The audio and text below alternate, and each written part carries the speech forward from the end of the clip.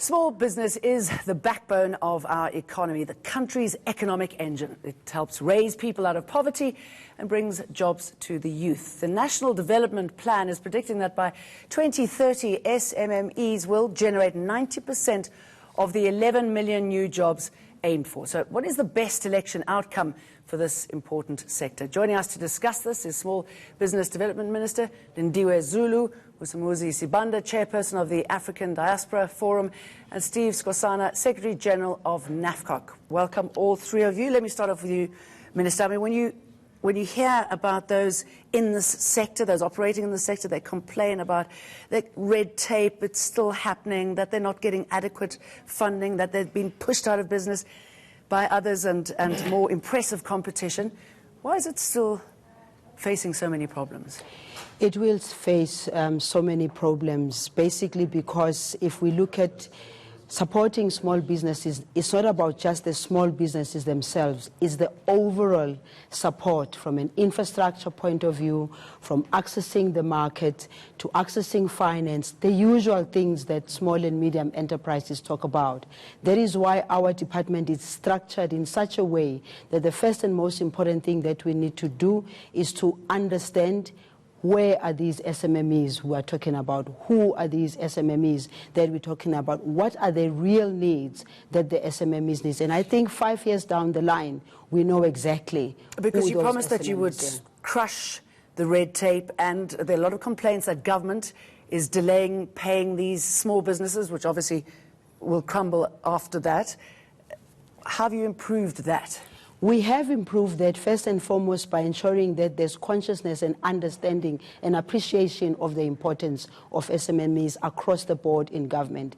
Secondly, we're improving that by putting systems in place that will hold the officers who are responsible for paying accountable. That's why we have a system now of naming and shaming the departments that are not paying, but that's not adequate. Getting rid of some too. That's not enough, and getting rid of some too. Well, that's not enough. It's also about ensuring that everyone who sits behind the desk doesn't look at themselves and what they need to do, but look at the interests of the ones that they need to serve. It's clear 5 years down the line, some of the small businesses have collapsed because of poor payment, but many of them are surviving because we've raised the bar within government about ensuring that they are paid on time. Okay, Steve Skhosana, have things improved? I mean, are you seeing better payments? Are you seeing a better space provided for small businesses?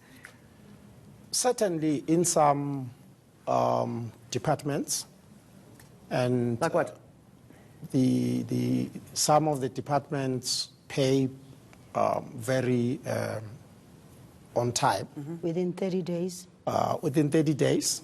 But also some have now got a system, depending on the project, where they could at least pay 50% of the job before it's completed. Okay, but are you seeing that these businesses, is it enough? Has there been enough change to accelerate small businesses and make them a lot more effective? There isn't enough change. There isn't enough change. We are far from having enough change, because small business is not static. It's growing. Every year there are new entrants in the market. And everyone who deals with small businesses must just understand that you might feel that every year you've got new people, because it is a growing sector of the economy. But necessarily, small business also, the definition of small business is too general, because I think if you categorize it per sector, you might end up with a better definition for each sector, because some of the sectors are doing well, some of the sectors are not doing well, but in general. Okay, Vusumuzi Sibanda, I mean, representing foreigners here in South Africa, that's quite a challenge on the business front. What sort of impact are they making on local businesses? I mean, they seem to be a lot more successful than, and I know I'm generalizing here, than South African businesses. What is it that foreigners are bringing that we don't have? I think one of the maybe most important things is resilience. Now, I say resilience as maybe a scarce skill that, maybe the minister here and, the department may begin to look at, in the sense that, the majority of the migrants that operate these small businesses come in an environment where they do not have government support because they cannot qualify for these grants, and they've got an almost generally hostile environment, where, for example, they are easily targeted, attacked so many times, and sometimes their property is looted, but they manage to stand up again on their feet and continue to do business. So I think there is that resilience as a skill, and the mere fact that ordinarily, we have got scarce skills, and entrepreneurs maybe coming in as people that come with millions of money to invest, and the small businesses, are people that, are not catered for in any way, but they get into a market or an environment where they start from scratch, and they are able, to group themselves, they are able to approach, manufacturers or wholesalers and buy in bulk and manage to support each other and manage to provide after-sales services like, operating late, and they manage also to extend, small credit, to the residents. So that becomes a skill that I think, locals can basically learn from, to say, look, I think if we realize that, selling on credit, there is a principle where a lot of people basically say, I can't sell on credit. Do you go into for example, to an ordinary shop like Pick and Pay and buy on credit? No. So that is the difference. That is the edge, to understand that when you are closer to people, what is it that you want to offer that will give you an edge, over the big... What has been learnt from foreigners? I mean, they've been incredibly successful just plugging into all sectors of our economy, haven't they? I like the being resilient, because it is a fact that many a times they've been thrown into the dungeon, their products being taken away, their shops being looted, being burned down, and unfortunately we're sorry that we even lose lives in that process. I recall, I think Vusi would recall, that quite a while back when I started, one of the things I said was that as Africans, because I was taking it from a broader perspective, and I was thinking that people come all the way from up there, right up down there, and they still survive. And I said that it's important for us to try and see where we can learn from each other, share with each other, find out from the foreign nationals, for instance, what is it that makes them to be successful. And I know that in our communities, many a times, there's lots of things that are being said that, no, they are successful because they come with money, and I know that many of them come with absolutely nothing, and they support each other and they work with each other. So that's lesson number one that we can learn from them. Lesson number two is they connect to each other. They support each other. If you go to different communities where they are, you find that they support each other. You can see that even when their shops are being looted and everything, you can see they come together. And now here, Jenny, we're talking about people who are legal, people who are operating legally, because I believe we must separate between those who come illegally into the country and begin to operate illegally, and we think that the law must take its course when it comes to that. But overall, I've met with them, from the Somalis to all of them, to the Ethiopians, in their organized formations. We've met with them. We have, as a department, said, let's see how we can help each other, because some of them actually are almost South African citizens, some of them have got the right papers, some of them are not illegal. So we need to separate the two. How do we encourage better collaboration? Firstly, learning those lessons, better collaboration between South African small businessmen, women, and foreigners. Look, I think we need to qualify this. The success of foreign business in South Africa has got to do with their resilience, and I agree with that. But also, they are not targeted like the South African businesses. In terms of compliance, nobody actually targets them because they are not known.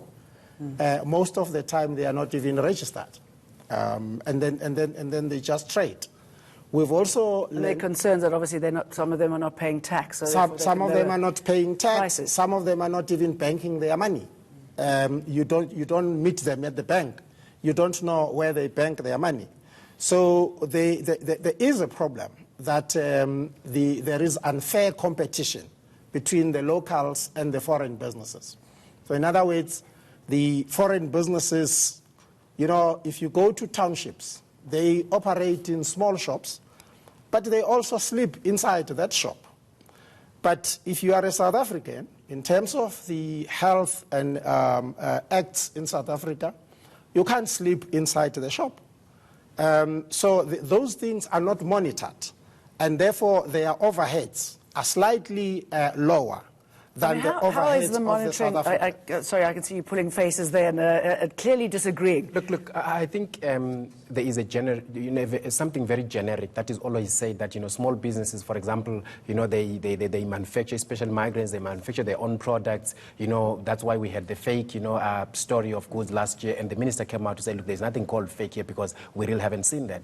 And, the fact that, for example, they are evasive when it comes to tax. We're not saying that they are not there that evade tax. They are there. There are those like, what the minister mentioned that, probably they are not operating legally. But now that's putting a blanket, over the whole, case when we have got, migrant businesses that are operating quite well, that are growing quite big and managing, they are registered for tax purposes. Okay, sorry, let's move away a little bit from that, Minister, because we're running out of time. I mean, how do we sort of upscale the talent now so that everybody can benefit? The foreigners that are here and the South Africans who need to learn more and garner more skills? Firstly, the message that needs to go out to all South Africans is that we should move away from destruction, move away from burning, move away from violence, move away from all those things, and find a way of working with each other. And I think that this government of the African National Congress, by even putting up a Department of Small Business Development, was saying we need to do things in a different way now. Secondly, as a department, working together with the Department of Trade and Industry, we are in agreement that there needs to be a registration. Government must know who is where, what are they doing, so the law must prevail. The regulatory environment must be created in such a way that we know who is where and what they are doing. Thirdly, we must speak to the retail, because one of the things that we've realized is that many of them, they go to macro, they go to all these people, they've got relationships with there, they go buy in bulk and they come back and they share with each other. In short, Jenny, all we're saying is that there are foreign nationals who live in South Africa who are legal, and those must not be a target of the things that we have seen. And then there are those who are illegal, and then we must deal with them differently. Absolutely. Minister Lindiwe Zulu, Vusumuzi Sibanda and Steve Skhosana, thank you very much. Pleasure. That's our show for tonight. Checkpoint is up next.